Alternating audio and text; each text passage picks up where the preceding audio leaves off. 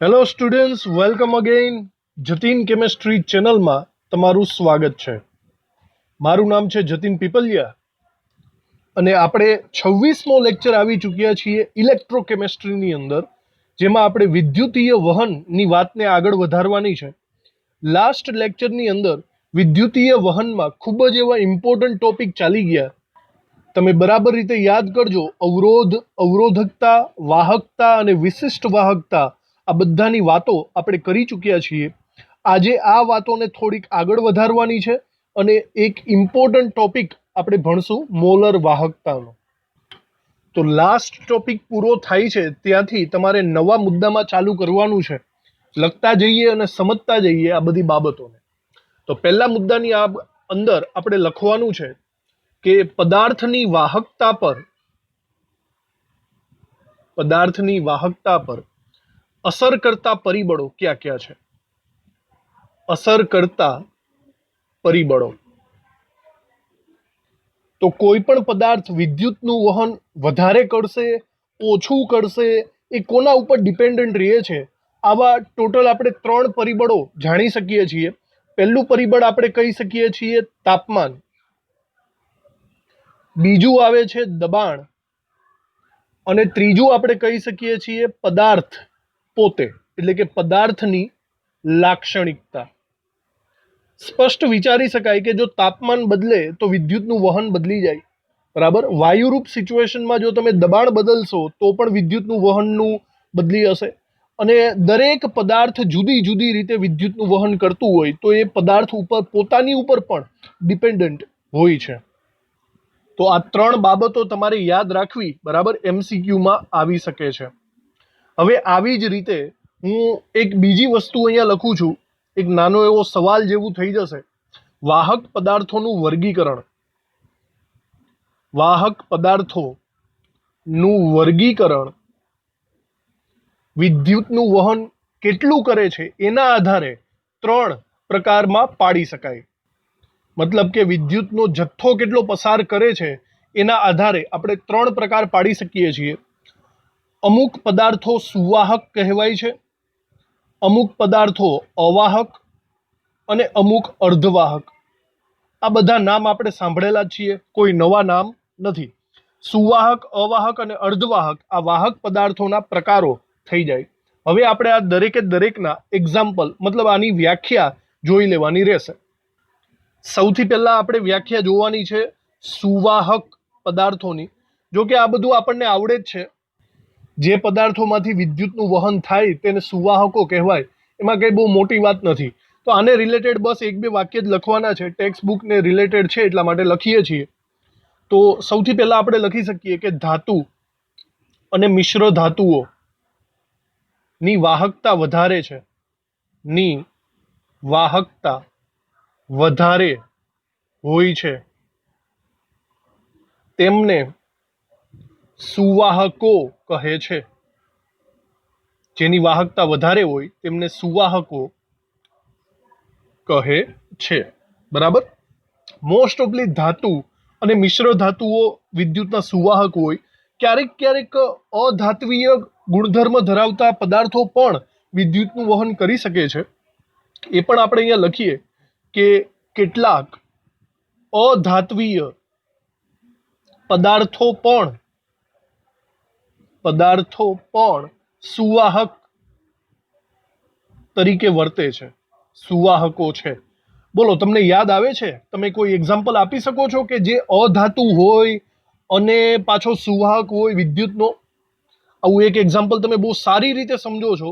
Graphite, યાદ આવ્યું? Graphite અને અમુક કાર્બન પોલિમર, કાર્બન બહુલકો અથવા તો કાર્બનના પોલિમર અમુક જ જે અધાતુ છે તેમ છતાં તે વિદ્યુતનું વહન કરી શકે છે. સમજી ગયા વાતમાં? તો આ થશે સુવાહકની વાત. હવે આપણે જોઈએ અવાહક, સેકન્ડ ટાઈપ, અવાહક જે વિદ્યુતનું વહન નહીં કરતા હોય. તો એની વ્યાખ્યામાં આપણે એવું લખી શકીએ કે અમુક પદાર્થો જેવા કે કાચ, અથવા તો બીજા તો આપણે બોલીએ તો સિરામિક દ્રવ્યો, કાચ કે સિરામિક પદાર્થો જે હોય એ સિરામિક દ્રવ્યોની વાહકતા અતિ અલ્પ હોય છે, અતિ અલ્પ હોય છે તેને આપણે અવાહક કહી શકાય, અવાહક કહે છે. બરાબર, આના એક્ઝામ્પલ્સ જ આની અંદર આવી ગયા. બરાબર, કાચ અને સિરામિક દ્રવ્યો. ચલો, સુવાહક, અવાહક પછી આપણે લખવાનું છે અર્ધવાહક વિશે. અર્ધવાહકો વિશે આપણે બહુ ડિટેલમાં ચેપ્ટર નંબર 1 ભણી ચૂક્યા છીએ, તો એની વ્યાખ્યા આપણે અહીંયા લખી નાખીએ. વાહકતાના મૂલ્યો, વાહકતાના મૂલ્યો સુવાહક અને અવાહક ની વચ્ચેના હોય, મિડલના વચ્ચેના હોય તેને અર્ધવાહક કહે છે, અર્ધવાહક કહે છે. આના એક્ઝામ્પલ્સ પણ આપણે વારંવાર બોલતા હોઈએ છીએ. આના એક્ઝામ્પલ્સમાં આવશે સિલિકોન, જર્મેનિયમ, ત્યારબાદ ગેલિયમ પણ આપણે બોલી શકીએ. અને ઓનલી ગેલિયમ કરતા એક પદાર્થ હતો, તમને યાદ હોય તો, હા, ગેલિયમ આર્સેનાઇડ, ગેલિયમ આર્સેનાઇડ. બરાબર, આ પદાર્થ છે, ખાસ નામ લખજો, ગેલિયમ આર્સેનાઇડ. આ બધા પદાર્થો છે તે અર્ધવાહકો છે, તેની વાહકતા મિડલ રેન્જમાં હોય છે. બહુ એટલી બધી વધારે પણ નથી હોતી, એટલી બધી ઓછી પણ નથી હોતી, મિડલમાં હોય છે. તો આવી રીતે આપણે 3 પદાર્થો સુવાહક, અવાહક, અર્ધવાહક જોઈ ગયા.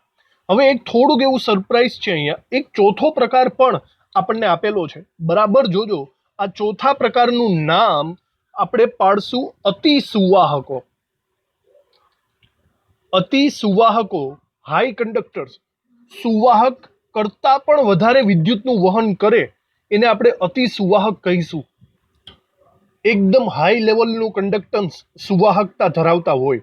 જો ભાઈ આવું તો જ બને જો એમનો અવરોધ 0 હોય. યાદ કરો, અવરોધ અને વાહકતા, અવરોધ અને વાહકતા એકબીજાના વ્યસ્ત પ્રમાણમાં થાય. યાદ આવ્યું?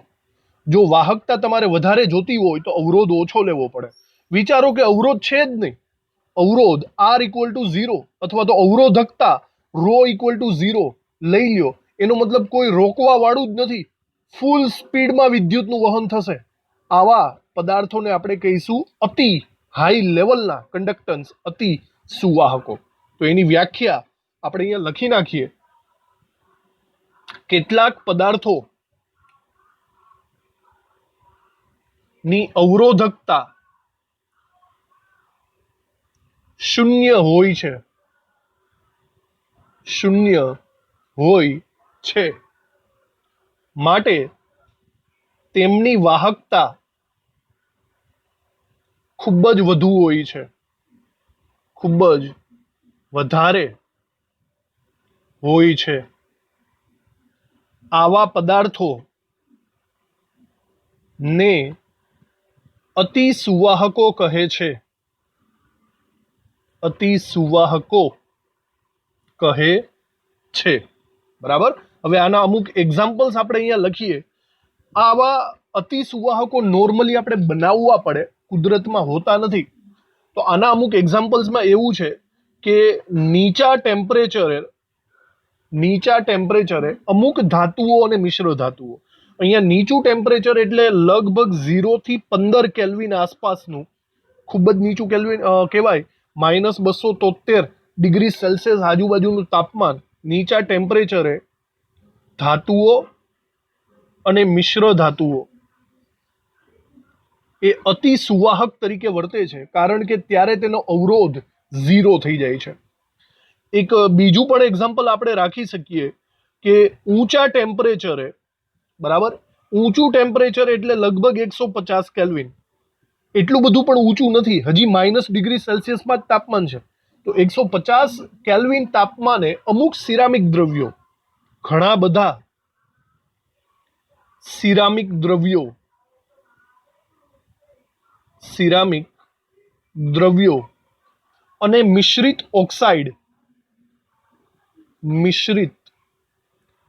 ઓક્સાઇડ અતિ સુવાહકો તરીકે જાણીતા છે બરાબર. નોંધ કરવા જેવી છે. આ બે શબ્દો ખૂબ જ પૂછાવા લાયક કહેવાશે. બરાબર. નોર્મલી ધાતુઓ અને મિશ્ર ધાતુઓ સુવાહક હોય, પણ આટલા નીચા ટેમ્પરેચર ઉપર તે અતિ સુવાહક થઈ જાય છે. યાદ રાખવું. નોર્મલી સિરામિક દ્રવ્યો વિદ્યુતના અવાહક છે, આપણે હમણાં જોયું અવાહક, પણ જો આટલું ટેમ્પરેચર હોય તો તે અતિ સુવાહક તરીકે વર્તે છે. એનો મતલબ ટેમ્પરેચર અહીંયા ખૂબ જ અગત્યનો રોલ ભજવે છે વિદ્યુત વાહકતા ઉપર. તો આ બે એક્ઝામ્પલ બરાબર યાદ રાખવા. નીચા ટેમ્પરેચરે કોણ, ઊંચા ટેમ્પરેચરે કોણ, અને કોણ અતિ સુવાહક તરીકે વર્તે છે. તો આ આપણે 4 પ્રકાર સુવાહક, અવાહક, અર્ધવાહક અને અતિ સુવાહક ના એક્ઝામ્પલ સહિત ડિસ્કશન કરી લીધી. હવે આપણે એના પછી જોવાનું છે કે વિદ્યુત, આપણે આગળ જોઈ ગયા હતા કે વિદ્યુતનું વહન આપણે બે અલગ અલગ રીતે કરી શકીએ, ઇલેક્ટ્રોન દ્વારા અને આયનો દ્વારા. બરાબર. ઇલેક્ટ્રોન દ્વારા જે વિદ્યુતનું વહન થાય છે, આપણે એને નામ આપ્યું હતું ધાત્વિક વહન. યાદ આવે? ધાત્વિક વહન. અને આયનો દ્વારા જે વિદ્યુતનું વહન થાય છે એને આપણે વિદ્યુત વિભાજ્ય દ્રાવણ દ્વારા થતું વહન કીધેલું હતું. બરાબર. તો આપણે અહીંયા થોડાક અમુક નામ ચેન્જીસ કરવાના છે. ઇલેક્ટ્રોન દ્વારા જે વહન થાય છે એને ધાત્વિક વહન કહે છે. એની સાથે સાથે આપણે એને ઇલેક્ટ્રોનિક વહન પણ કહીશું, ઇલેક્ટ્રોનીય વહન પણ કહીશું. અને એના ઉપર કયા કયા પરિબળો અસર કરે છે એની પણ ડિસ્કશન કરશું. બીજું, આયનો દ્વારા જે વિદ્યુતનું વહન થાય છે એને આપણે આયનીય વહન કહીશું, આયનીય વહન. અને એના ઉપર કોણ કોણ ડિપેન્ડ કરે છે એ પણ આપણે લખવાનું છે. તો હવે નેક્સ્ટ આપણે આ બંનેના અસર કરતા પરિબળો લખવાના છે. જોજો આ બધી બાબતો આપણે અલગ અલગ મુદ્દાઓમાં લખીએ છીએ એ તમને ક્યાંક ને ક્યાંક MCQ રિલેટેડ સવાલોમાં પૂછાઈ શકે છે. તો ખૂબ જ ઝીણી ઝીણી માહિતી છે, એને આપણે બરાબર રીતે ટેકલ કરવી પડશે. સમજી ગયા વાતમાં? તો હવે આપણે અહીંયા નવા મુદ્દામાં લખવાનું છે, ધાતુઓ દ્વારા થતા વિદ્યુતીય વહનને આપણે નામ આપી શકીએ છીએ ધાત્વિક વહન અથવા તો ઇલેક્ટ્રોનીય વહન. ઇલેક્ટ્રોનીય વહન કહે છે. નામ તો આપણને ખબર જ છે. બરાબર. તે ઇલેક્ટ્રોનના સ્થાનાંતર દ્વારા થાય છે. તે વિદ્યુતનું વહન છે તે ઇલેક્ટ્રોનના સ્થાનાંતર દ્વારા થાય છે. ઇલેક્ટ્રોન જો ભાગશે તો જ વિદ્યુતનું વહન થશે. અને એના ઉપર અસર કરતા પરિબળો આપણે લખવાના છે. એટલે કે ઇલેક્ટ્રોનીય વહન પર અસર કરતા પરિબળો.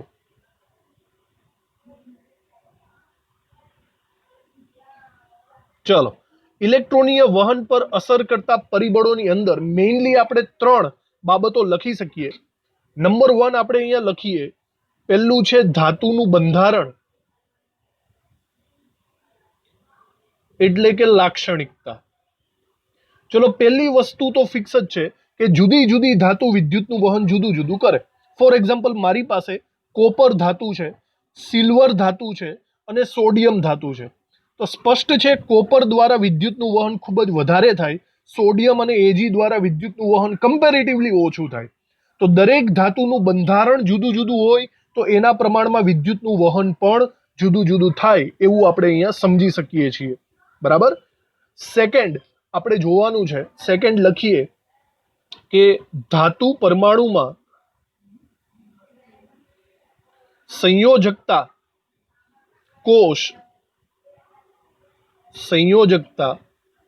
કોષમાંના ઇલેક્ટ્રોનની સંખ્યા.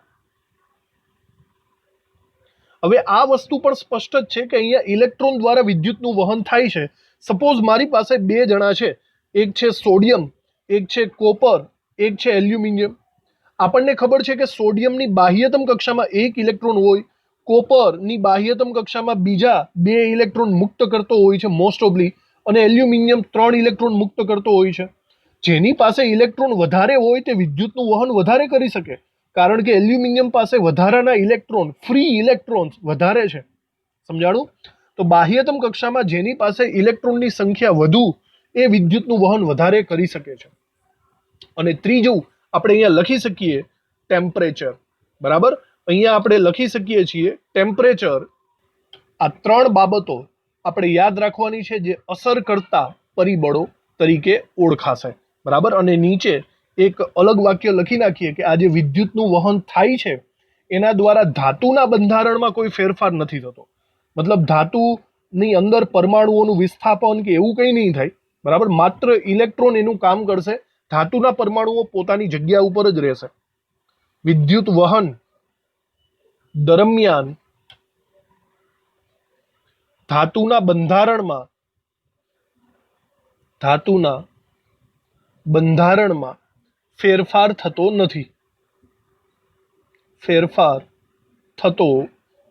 નથી. બરાબર, ચલો, તો આ જે આપણે આખી વાત કરી એ કોના વિશે વાત કરેલી છે?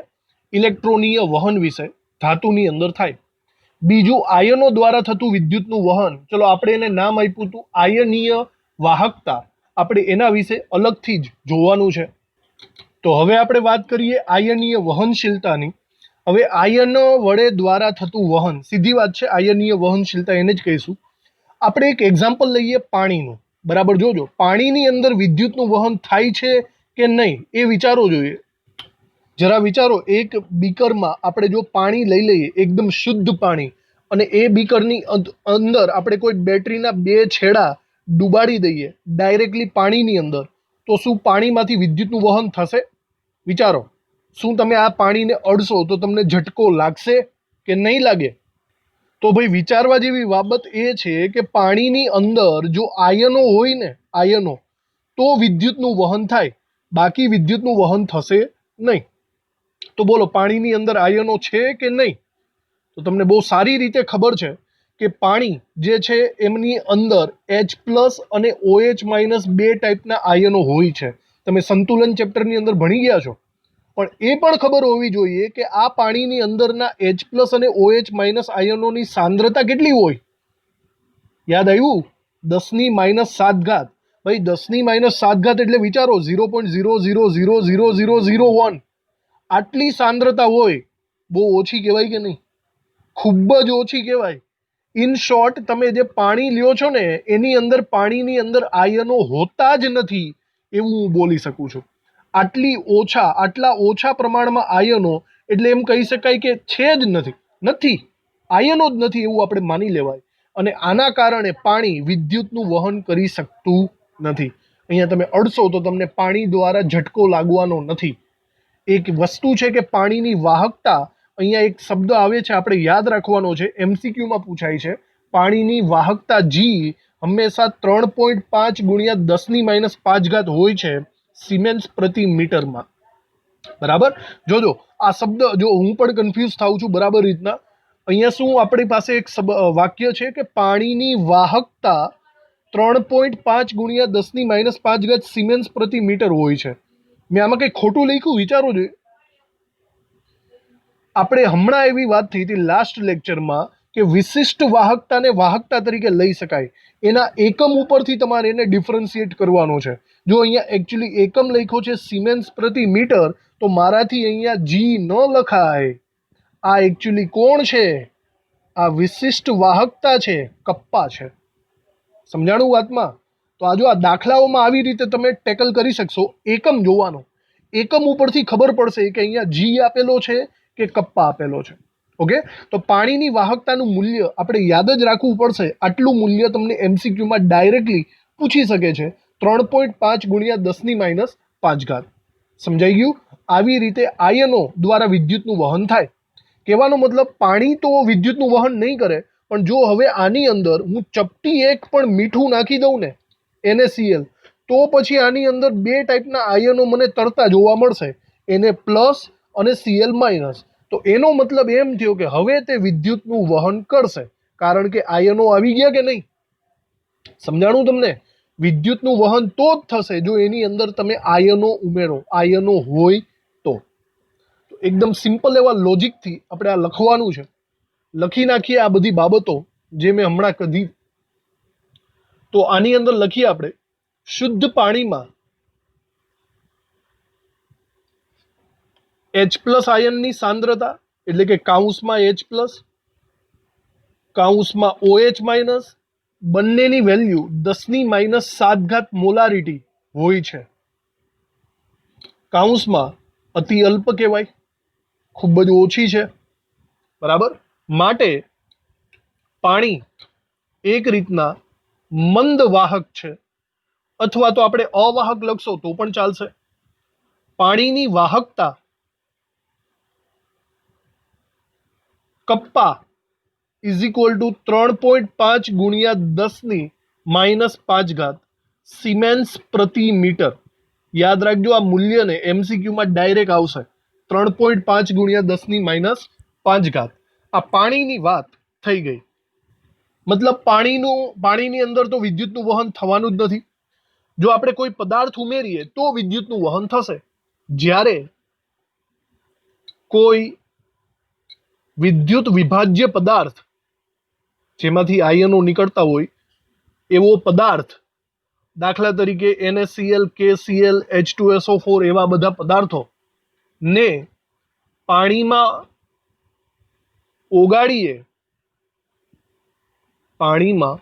ઓગાળીએ ત્યારે તેનું આયનીકરણ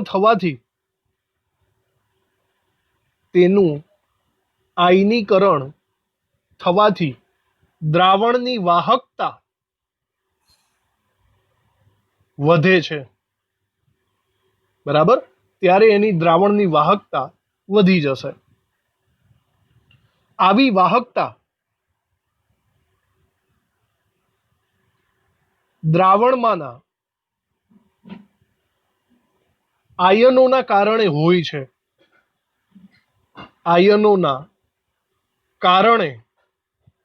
હોય છે.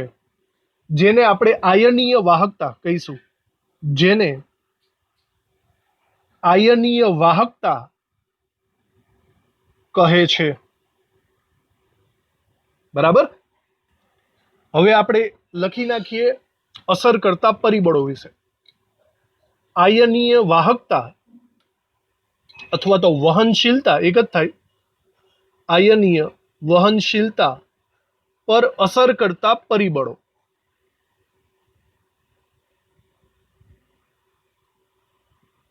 ચલો, એના ઉપર અસર કરતા પરિબળોનું જો લિસ્ટ બનાવીએ તો નંબર 1 ઉપર આવશે વિદ્યુત વિભાજ્યની પ્રકૃતિ. વિદ્યુત વિભાજ્યની પ્રકૃતિ. ચલો, આનો મતલબ વિદ્યુત વિભાજ્ય એનો મતલબ જેમાંથી આયનો નીકળતા હોય. ફોર એક્ઝામ્પલ, એક પાણીના ગ્લાસમાં તમે NaCl ઓગાળ્યો છે અને એક પાણીના ગ્લાસમાં તમે K2SO4 ઓગાળ્યો છે. બંનેમાં વિદ્યુત વિભાજ્ય અંદર ઓગળવા વાળા અલગ અલગ છે, તો બંનેમાંથી વિદ્યુતનું વહન પણ જુદું જુદું થશે. જેમાંથી આયનો વધારે નીકળે એમાંથી વિદ્યુતનું વહન વધારે થશે.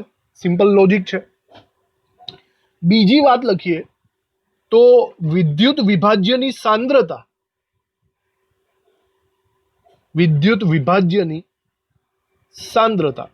ચલો, દાખલા તરીકે આ વખતે આપણે એવું કરીએ કે એક બીકરમાં 1 મોલારિટી NaCl લઈએ છીએ અને બીજા એક બીકરમાં આપણે 3 મોલારિટી NaCl લઈએ છીએ. બંનેમાં વિદ્યુત વિભાજ્ય સેમ ટુ સેમ છે, પણ જોઈ શકાય છે અહીંયા NaCl ની સાંદ્રતા વધુ છે. સાંદ્રતા વધારે તો આયનો વધારે, અને આયનો વધારે થાય તો વિદ્યુતનું વહન પણ વધારે થાય. સમજાણું? ઓવરઓલ બધું હરીફરીને આયનોની સંખ્યા ઉપર જ આવે છે.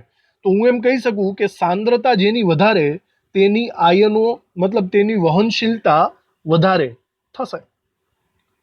નંબર 3 આપણે જોઈએ દ્રાવકની પ્રકૃતિ અને સ્નિગ્ધતા ઉપર. આ પણ સમજવા જેવું છે. દ્રાવક એટલે મોસ્ટ ઓફલી તમે પાણી લેવાના છો, બરાબર. પાણી અથવા તો ક્યારેક કોઈ પદાર્થ પાણીમાં ન ઓગળે તો તમારે અકાર્બનિક દ્રાવકો પણ લેવા પડે, બરાબર. કાર્બનિક દ્રાવકો પણ લેવા પડે, જેમ કે આપણે benzene, toluene, kerosene, ether, CCl4. તો આ દરેકે દરેક દ્રાવક જુદા જુદા છે, તો એ વિદ્યુતનું વહન જુદા જુદા પ્રમાણમાં કરે. બીજું સ્નિગ્ધતા. ધેટ મીન્સ ચીકણાપણું પણ આપણે કહી શકીએ છીએ, વિચારો, જુદી જુદી થિકનેસ ધરાવતું કોઈ દ્રાવક હોય. એક એક્ઝામ્પલ આપું, દાખલા તરીકે પાણી અને કોઈ તૈલી પદાર્થ લઈ લો, તો સ્પષ્ટ છે કે પાણી છે એ એકદમ પતલું હોય અને તૈલી પદાર્થને તમે હાથમાં લ્યો તો એ તમને સેજ એવું થિકનેસ વાળું જાડું એવું લાગે. તો બંનેની થિકનેસ, સ્નિગ્ધતા, ચીકણાપણું જુદું જુદું છે. તો એના કારણે એને વિદ્યુતનું વહન પણ જુદું જુદું થશે. આ શબ્દો યાદ રાખવા, દ્રાવકની પ્રકૃતિ અને દ્રાવકની સ્નિગ્ધતા. ચોથું આવશે આયનોનું કદ અને એનું જલીયકરણ. આ પણ ઇમ્પોર્ટન્ટ મુદ્દો છે. દાખલા તરીકે કોઈ એક આયન છે તે સાઇઝમાં નાનો છે, ફોર એક્ઝામ્પલ Na+, અને કોઈ એક આયન છે એ સાઇઝમાં થોડોક મોટો બધો છે, દાખલા તરીકે સોડિયમ, પોટેશિયમ, રૂબિડિયમની વાત કરીએ તો Rb+ સાઇઝમાં મોટો હોય એની કમ્પેરમાં Na+ નાનો હોય, તો ભાઈ સીધી વાત છે, નાની સાઇઝવાળા અણુઓ ઝડપથી ભાગે કે નહીં, અને મોટી સાઇઝવાળા અણુઓ ધીમી ગતિએ ભાગે, વજન વધારે હોય. તો એ બંને વિદ્યુતનું વહન જુદી જુદી રીતે કરે, કારણ કે તેની વહનશીલતા આડાવડી થઈ જાય. સોડિયમ Na+ની વહનશીલતા વધારે થાય, Rb+ની વહનશીલતા ઓછી થાય. તો એના કદ ઉપર પ્લસ એના જલીયકરણ ઉપર, જલીયકરણ એટલે કે કેટલું એ ઓગળેલો છે એના ઉપર પણ ડિપેન્ડ કરે છે. ઓકે, આવી રીતે આ શબ્દો ધ્યાનમાં રાખવા. અને છેલ્લું છે તાપમાન. તાપમાન બંને સિચ્યુએશનમાં આવે છે. ઇલેક્ટ્રોનીય વહનમાં પણ તાપમાન આવ્યું હતું અને આયનીય વહનમાં પણ તાપમાન આવે છે. તો આ 5 વસ્તુ ઉપર આયનીય વહનશીલતા અસર કરે છે, જેને આપણે યાદ રાખવાની છે. અને બીજી એક વાત કે આયનીય વહનશીલતા, આયનોની અંદર વિદ્યુત પ્રવાહ પસાર કરો તો આમાં પણ દ્રાવણના સંઘટનમાં ફેરફાર થતો નથી, એટલે કે પદાર્થના બંધારણમાં ફેરફાર નથી થતો. આવું વાક્ય આપણે ઇલેક્ટ્રોનીય બંધારણમાં પણ લખેલું જ છે. અહીંયા પણ લખી નાખીએ, આયનીય દ્રાવણોમાં વિદ્યુત પ્રવાહ પસાર કરતા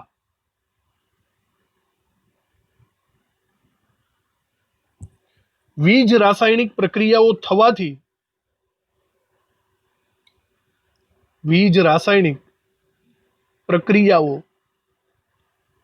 થવાથી દ્રાવણના બંધારણમાં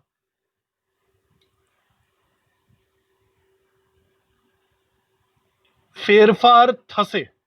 હું હમણાં ન થઈ બોલ્યો એટલે સોરી, ફેરફાર થાય છે. જરાક લોજિકલી વિચારો તો હમણાં આપણને ખબર પડી જાય. ફોર એક્ઝામ્પલ, દાખલા તરીકે કોઈ એક દ્રાવણ હોય શરૂઆતની અવસ્થામાં અને પછી જો તમે એની અંદર વિદ્યુત પ્રવાહ પસાર કરો તો બની શકે એની અંદર એના સંઘટનમાં ફેરફાર થાય. બરાબર, વોલ્ટેજ એપ્લાય કરશો તો બની શકે કે એનું ઓક્સિડેશન કે રિડક્શન જેવી પ્રક્રિયાઓ બને. આપણે વિદ્યુત રાસાયણિક કોષમાં જોઈ જ ગયા છીએ. બરાબર, ડેનિયલ કોષ લઈ લો તો ડેનિયલ કોષમાં તમે CuSO4 નું દ્રાવણ લીધેલું. બરાબર, તો જો તમે વિદ્યુત પ્રવાહ પસાર કરશો તો એની અંદરના Cu+2 નું રૂપાંતર Cuમાં થવાનું છે કે નહીં? થશે. એનો મતલબ બંધારણમાં ફેરફાર થશે. ઓકે, તો ઇલેક્ટ્રોનીય વહનમાં બંધારણમાં ફેરફાર નથી થતો, જ્યારે આયનીય વહનમાં બંધારણમાં ફેરફાર થશે એવું આપણે બોલી શકીએ છીએ. તો આ બધા ટોપિક અસર કરતા પરિબળોના આપણે અહીંયા ફિનિશ કરીએ છીએ. અને હવે આપણે મેઇન ટોપિક જોઈએ છીએ, આયનીય દ્રાવણોની વાહકતાનું માપન કરવાનું છે. ઓકે, એક નવો ટોપિક આપણે અહીંયા ચાલુ કરીએ. તો આપણો આ ટોપિક છે આયનીય દ્રાવણોની વાહકતા માપવાનું વાત. હવે આપણે વાહકતા એટલે કે કેપિટલ G પણ બોલી શકીએ છીએ અને વાહકતા એટલે કે કપ્પા પણ બોલી શકીએ છીએ. આપણે આ બંનેનું માપન કરવું હોય તો એ બંનેના સૂત્રો આપણને બહુ સારી રીતે ખબર છે. બરાબર, G નો મતલબ થશે 1/R. કહેવાનો મતલબ, જો તમને રેઝિસ્ટન્સ એટલે કે અવરોધની ખબર હોય તો તમે વાહકતા માપી શકો છો. અને બીજું, જો તમારે કપ્પા માપવો હોય તો એનું સૂત્ર કંઈક આવું થતું હતું, G×L/A. યાદ કરો, આપણે આને કીધું હતું કોષ અચળાંક. યાદ આવે છે? તો કોષ અચળાંકને આપણે જો G વડે ગુણાકાર કરીએ તો આપણને કપ્પા મળી શકે છે. તો ડાયરેક્ટલી આપણે વાહકતાનું માપન ગણતરી કરીને કરી તો શકીએ છીએ, પણ દ્રાવણોની બાબતમાં એમાં પ્રોબ્લેમ આવે છે. એ કેવા પ્રોબ્લેમ આવે છે એ આપણે અહીંયા જરા લખતા જઈએ. આની અંદર આપણે પહેલા મુદ્દામાં લખવાનું છે કે અજ્ઞાત અવરોધનું માપન અવરોધનું ચોક્કસ માપન આપણે કરી શકીએ છીએ. નામ હતું વિસ્ટન બ્રિજ. અવરોધનું માપન કરવા માટે એક સાધન આવે છે વિસ્ટન બ્રિજ, જેના વિશે આગળ મેં કીધેલું છે. તો અજ્ઞાત અવરોધનું ચોક્કસ માપન વિસ્ટન બ્રિજ ની મદદથી કરી શકાય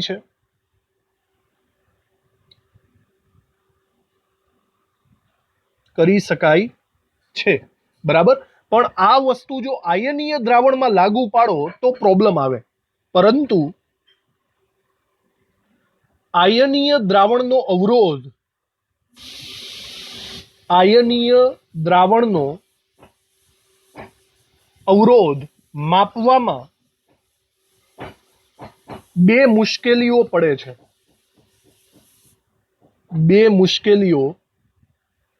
છે. બરાબર. તમારે કોઈ દ્રાવણની અંદર વિદ્યુતનું કેટલો અવરોધ છે માપવો હોય તો એ થોડુંક પ્રોબ્લેમેટિકલ છે. કેવી રીતે પ્રોબ્લેમેટિકલ? નંબર 1, પહેલી મુશ્કેલી એ છે કે જો તમે એની અંદર સીધો પ્રવાહ ધેટ મીન્સ ડીસી, તમે આને જાણો જ છો, ડાયરેક્ટ કરંટ ફિઝિક્સમાં આવે છે. જો ડાયરેક્ટ કરંટ તમે દ્રાવણમાં પસાર કરશો, પસાર કરવાથી શું થાય? કરવાથી દ્રાવણનું સંઘટન બદલાઈ જશે. દ્રાવણનું સંઘટન બદલાય છે. જો તમે સીધો છેડો ડાયરેક્ટલી પ્રવાહ કોઈ દ્રાવણમાં ઉમેરી દો તો એની અંદર ઓક્સિડેશન રિડક્શનની પ્રક્રિયાઓ થઈ જશે. તો ચોક્કસ અવરોધ તમને નહીં મળે, ખોટો મળશે. અને આપણો બીજો પ્રોબ્લેમ એ થશે કે દ્રાવણને તમે વિસ્ટન બ્રિજ સાથે જોડશો કઈ રીતે? દ્રાવણને થોડા તમે છેડાથી નટ બોલ્ટથી આપણે બાંધી શકીએ. બરાબર. એટલે બીજો પ્રોબ્લેમ આપણે અહીંયા લખીએ કે દ્રાવણને વિસ્ટન બ્રિજ સાથે ધાત્વીય વાયર અથવા ધન વાહકથી જોડી શકાતું નથી. તો આ બે પ્રોબ્લેમના કારણે દ્રાવણનો અવરોધ માપવામાં આપણને પ્રોબ્લેમ આવી શકે છે. બરાબર. પણ આપણે એનું સોલ્યુશન પણ છે. આ બંને પ્રોબ્લેમનું સોલ્યુશન આપણી પાસે છે, જે આપણે અહીંયા લખીએ કે આ સમસ્યાઓનું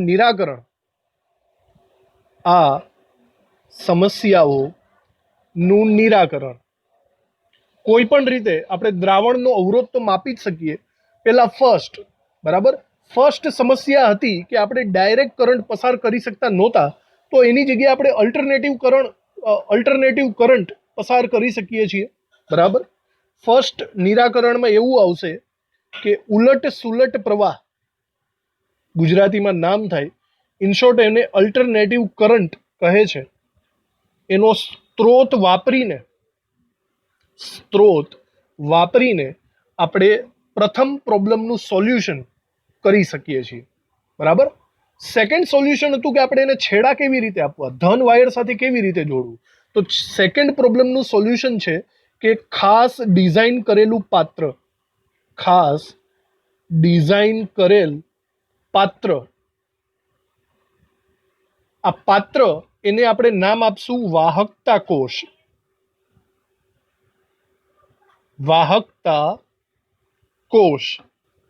આ વાહકતા કોષનો ઉપયોગ કરીને આપણે એને કનેક્ટેડ કરી શકીએ છીએ અને અવરોધનું માપન આપણે કરી શકીએ છીએ. તો એકચ્યુઅલી બજારમાં તો ઘણા બધા વાહકતા કોષ હોય. આપણી પાસે ટેક્સ્ટબુકને રિલેટેડ જે વાહકતા કોષ આપેલા છે એ જરા આપણે જોવાના થશે. આપણને ટેક્સ્ટબુકમાં આવી કંઈક આકૃતિઓ આપેલી છે. આ પાત્ર જે છે આખું જોડાણ કરેલું, આ ખાસ ડિઝાઇનને આપણે વાહકતા કોષ કહીએ છીએ. અને એક બીજું કંઈક પાત્ર આપ્યું છે, એ પણ બંને સિમિલર જ છે. તો હવે આપણે આની જરા ચર્ચા કરી લઈએ કે આને કેવી રીતે કામ કરે છે. આ જે ખાસ ડિઝાઇન કરેલો વિદ્યુત વાહક કોષ છે, બરાબર, આપણે એને બરાબર રીતે પહેલા સમજી લ્યો. આની અંદર કેવી રીતે કામકાજ થશે. અહીંયા સૌથી પહેલા જે દ્રાવણ છે એ દ્રાવણને અહીંયા મિડલમાં ભરેલું હોય છે. બરાબર. આ દ્રાવણ આવી જશે અને એ દ્રાવણની અંદર આ સ્પેશિયલી વિદ્યુત ધ્રુવો ડૂબાડેલા હોય છે. બરાબર. આ વિદ્યુત ધ્રુવો કેવા હોય પ્લેટિનમ બ્લેકનો ઢોળ ચડાવેલા પ્લેટિનમના, યાદ કરો હાઇડ્રોજન વિદ્યુત ધ્રુવની અંદર આપણે એવું કહેતા હતા, એક તો પ્લેટિનમ બ્લેકનો ઢોળ ચડાવેલો અને પ્લેટિનમની પટ્ટી હોય. એવી રીતે અહીંયા લખેલું છે પ્લેટિનાઇઝ પ્લેટિનમ, તો આ બંને છેડા આવી જશે. હવે આ બંને છેડાની સિસ્ટમ પ્રમાણે આ બંનેને તમે બેટરી સાથે જોઈન્ટ કરી શકો છો. એક છેડો જે માઇનસ હોય, એક છેડો પ્લસ હોય, આવી રીતે. મેઇન પર્પઝ શું છે બરાબર સમજજો. મેઇન પર્પઝ એ છે કે અહીંયા જે તમે બે વિદ્યુત ધ્રુવો ડૂબાડેલા છે ને, એ બંને વચ્ચેનું અંતર તમને જ્ઞાત હોવું જોઈએ. મતલબ આ બંને વચ્ચેનું અંતર આપણે એને એલ નામ આપશું. એ આપણે એકદમ ફિક્સ ડિસ્ટન્સ રાખવાનું છે. દાખલા તરીકે 100 સેન્ટીમીટર, 10 સેન્ટીમીટર, 15 સેન્ટીમીટર, જે આપણને ખબર હોય. અને બીજી વાત કે આ જે પ્લેટિનમનો વિદ્યુત ધ્રુવ લ્યો છો એ એકચ્યુઅલમાં કંઈક આવો હશે.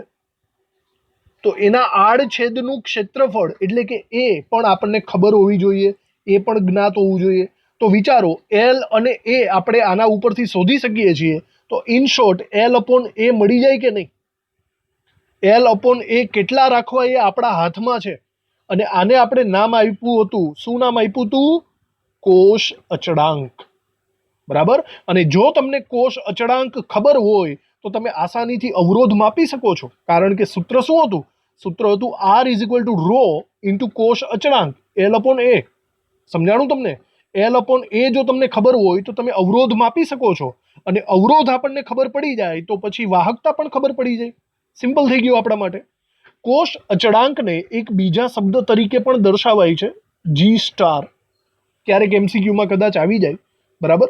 તો આવી રીતે બસ આને બહુ કાર્ય પ્રણાલી આપણને આપી નથી, પણ લોજિકલ છે. એલ અને એ કેટલા રાખવા એ આપણા ઉપર ડિપેન્ડ કરે છે. એના દ્વારા આપણે ડિસાઈડ કરી શકશું, ગણતરી કરીને અવરોધકતા અથવા તો અવરોધ માપી શકશું. સમજી ગયા બરાબર? તો આવી રીતે આ બધું આખું કામકાજ થશે. અને ચલો આપણે આને આગળ લખી નાખીએ. એક નવા મુદ્દામાં તમે આ એક આકૃતિ દોરી નાખજો. બરાબર. બીજી આકૃતિમાં પણ સિમિલર હું એવી જ રીતે બોલી શકું છું. બંને વચ્ચેનું ડિસ્ટન્સ એલ અને આડછેદનું ક્ષેત્રફળ એ. ઓકે. અહીંયા લખીએ આપણે, આ વાહકતા કોષમાં બે પ્લેટિનમ વિદ્યુત ધ્રુવો કે જેના પર પ્લેટિનમ બ્લેક નું પડ હોય છે, તેમનું આડછેદનું ક્ષેત્રફળ એ જેટલું અને બે વિદ્યુત ધ્રુવો વચ્ચેનું અંતર સ્મોલ એલ જેટલું રાખવામાં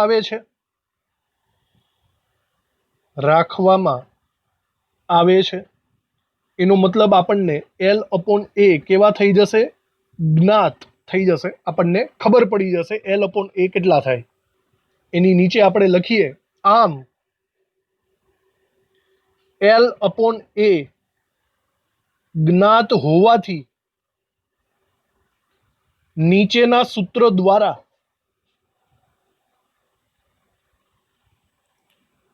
અવરોધ માપી શકાય છે. એકચ્યુઅલી દ્રાવણનો અવરોધ માપી શકાય છે. અને સૂત્ર આપણું શું થશે? સૂત્ર આપણું થશે R is equal to rho into L upon A. બરાબર. આ આપણું સૂત્ર થશે. અને ઇનડાયરેક્ટલી તમે રો ની જગ્યાએ 1 અપોન કપ્પા પણ લખી શકો છો. તો આવું પણ લખી શકાય, 1 અપોન કપ્પા એલ અપોન એ. સમજાઈ ગયું? તો આ લોજિક તો ખબર પડી ગઈ. એલ અપોન એ આપણને મળી જશે. પણ જો તમારે અવરોધ આર જોતો હોય તો આ અચળાંક પણ જોઈએ કે નહીં? તો જ આપણને આરની વેલ્યુ મળે ને. તો રો ની વેલ્યુ ક્યાંથી મળશે એની પણ ડિસ્કશન કરી લઈએ. રોની વેલ્યુ જુદી જુદી રીતે આપણે પ્રયોગ કરીને ગણવી પડે છે. તો આગળ આપણે આની જ આગળ ડિસ્કશન ચાલુ રાખીએ. એની નીચે લખીએ L/A ને કોષ અચળાંક કહે છે. તેને G* સંજ્ઞા વડે દર્શાવાય છે. સંજ્ઞા વડે દર્શાવાય છે. બરાબર. આગળ આપણે નવા મુદ્દામાં લખી શકીએ છીએ કે R = ρ × L/A સૂત્રમાં કોષ અચળાંક જો તમારે માપવો હોય, દાખલા તરીકે કોષ અચળાંક L/A માપવો હોય નું માપન સામાન્ય રીતે કોઈ દ્રાવણની વાહકતા જાણતા હોઈએ. હવે વાહકતા જાણતા હોઈએ એનો મતલબ કપ્પા = 1/ρ થાય. જો વાહકતા આપણને ખબર પડી જાય તો ρ ખબર પડી જશે. જાણતા હોઈએ તેવા દ્રાવણનો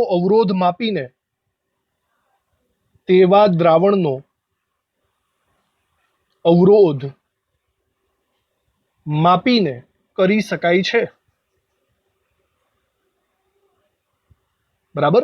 તો એક પ્રેક્ટિકલ તો કરવો જ પડે, જેના દ્વારા તમને વાહકતા પણ મળી જશે, કોષ અચળાંક તો આપણા કંટ્રોલમાં જ છે, અને એના દ્વારા અવરોધ, આ બધી બાબતો આપણને મળી શકે છે. આના માટે મોટા ભાગે KClના દ્રાવણો વધારે વાપરતા હોય, કારણ કે KClની જુદી જુદી સાંદ્રતાએ જુદી જુદી વાહકતા આપણે એક કોષ્ટક દ્વારા પણ જાણી શકીએ છીએ, જે અચળ મૂલ્યો ધરાવે છે. અહીંયા નીચે જ લખીએ, આ હેતુ માટે, આ કાર્ય માટે સામાન્ય રીતે KCl નું દ્રાવણ વાપરવામાં આવે છે.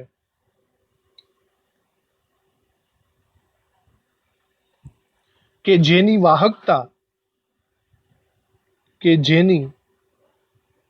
વાહકતા જુદી જુદી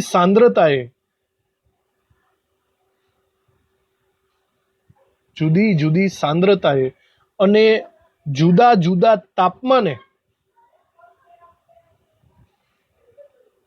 જાણીતી છે.